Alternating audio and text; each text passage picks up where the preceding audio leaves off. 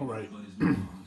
Now we got most of the fat and everything trimmed, but now we're almost to the point of being finished with the separation. It's kind of an arduous process, so I didn't want you all to be standing by for all of it. But the whole point is, you found on the edge of the brisket there, you see where that fat comes in. You can see where it joins up with the meat. When you get past this thick cut of fat on the edge, then there's just a simple thin membrane that's connecting them. What I did was, with the paring knife, was able to get underneath there, create a little bit of a lip and separation, and start peeling it back and gradually cutting away till we get where we can separate the flat and the point. So, since it's still more than reasonably close to frozen, I can come in here and score this fat in this portion right here and start pulling it apart. And as I pick at it there, let me turn this around better. Right here right here, I try to stay right along this fat here. And you can almost hear the clicking. That's the strands of the membrane getting broken as I cut away at it. So as I dig a little further here and separate it further, I can pull it and I can see more of the strands inside here. And so I just bring the knife along here and just cut those strands because I've already got it separated from the side. Okay? And obviously this goes a lot quicker when it's thawed or a little more moist and everything, but I like doing it this way because it helps me deal with the excess of fat, and trimming that is easier. So the trade-off is worth it. So I just kind of lean on that. You see some striated layers right there of fat. And then now we're starting to get to the point we can just separate those cuts of meat. Now obviously it's holding together pretty well because it's so cold, but that's all right. What you want to do is be careful that when you're hitting that, because it's so cold, you can hear that membrane coming loose.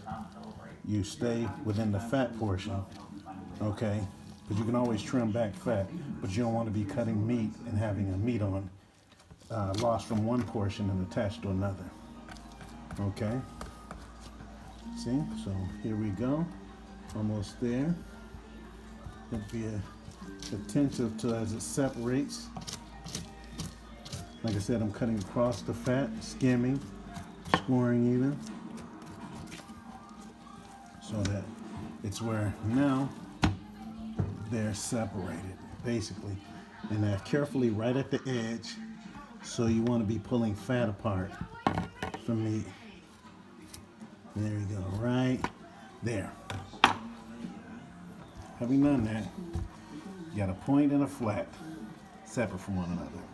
Now this has a considerable amount of fat on it yet, but that's okay because once we season and marinate this, okay, it's going to be really tasty, okay?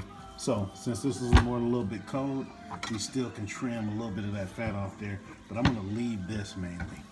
My main concern is the excess of fat that's in this portion. So I just go ahead and trim it across. So you can see the different layers of the fat is really thick. And then right along there,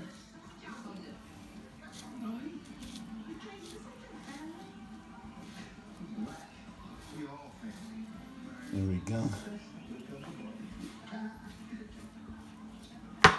See how these layers are. It's almost like pages in a book.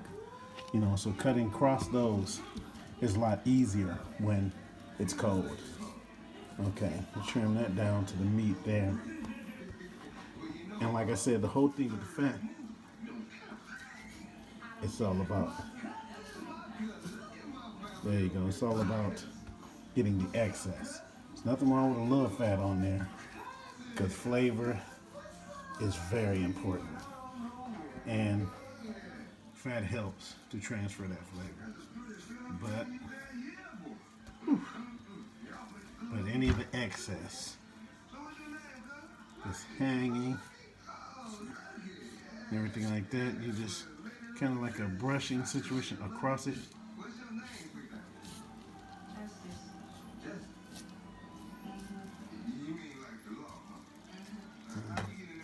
There we go.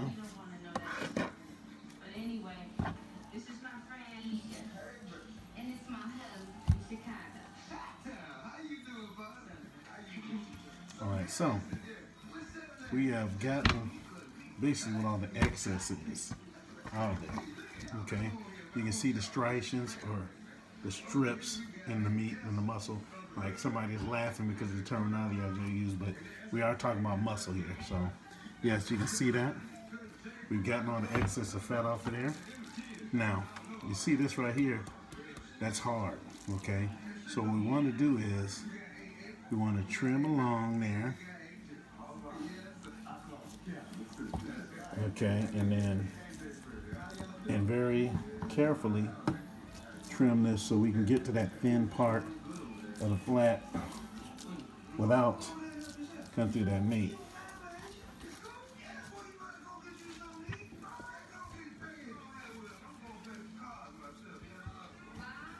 There we go.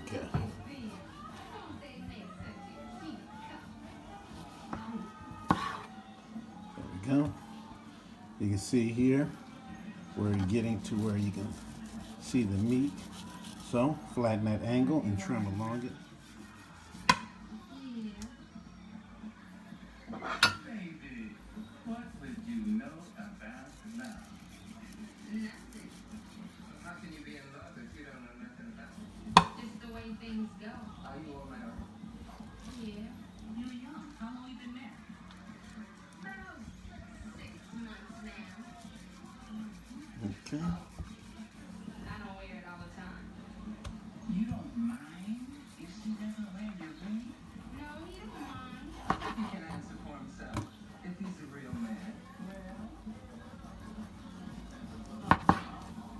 Oh, man. Shoot, my husband would kill me if I didn't wear no ring. Okay. I know that's right. There we go. Almost done. Why you so skinny then?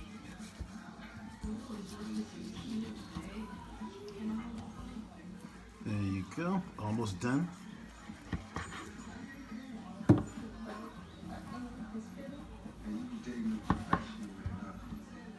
Doctors, lawyers, pharmacists, shoe pharmacists. We use like that. Okay.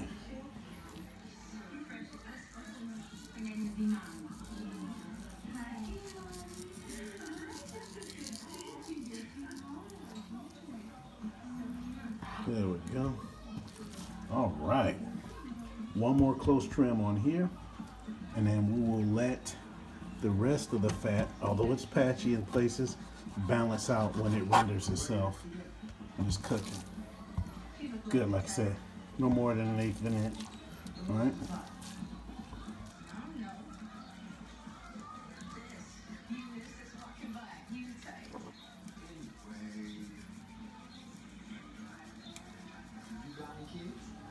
No, I ain't got no kids. I even like kids. Sure don't look like that to me.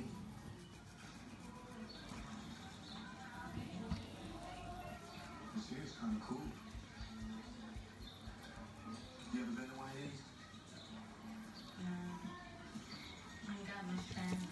Family I do have is I ain't never seen so many black folks in one spot and ain't no fun.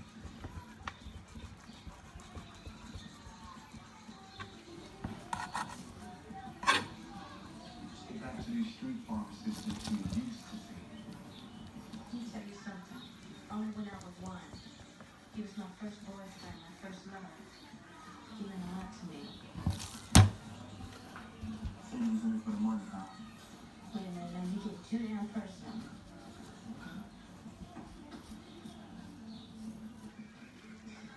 Okay. So point and flat separated. Look at that. So after having gotten them separated and trimmed down enough that we'll just have fat for flavor, they're going to go in for their first bath, okay? The whole purpose of which is to drain, in my opinion, was very important, the excess of blood out of the tissue. When I prepare my brisket, I make sure that it's as clean as I can get it. The reason why I always do this on all my meats is because it's hard telling how long that meat has been in the storage or where it was transported from, especially if it's been frozen. So that blood might have been warm and then cold and warm and then frozen in the tissue maybe a few times before you get to it. So what I like to do is, because we all know at a certain temperature the heat kills bacteria, but you increase the odds of getting rid of all the bacteria by cleaning the meats. By that means I put them in a tepid wash till the water's red, drain that water, put them in another tepid wash till it's pink, drain that water, then get some sugar, put in the water so the osmosis will kick in, drain out the rest so the water's basically clear. What you're gonna get is a kind of pinkish gray tissue, which I'll show you in the next cut. And it's going to be ready to receive whatever seasoning and marinade that you apply to it, and more importantly, take on the characteristics of that flavor. So it's going to be the natural juices that cook out through the meat will be infused with that rub, that marinade, that seasoning or injection, whatever you choose to do. So on the next video, what's going to end up happening is I'm going to clean once I finish cleaning it, then I'll bring it out and we're going to do the seasoning and preparation for the smoker. Thank you very much.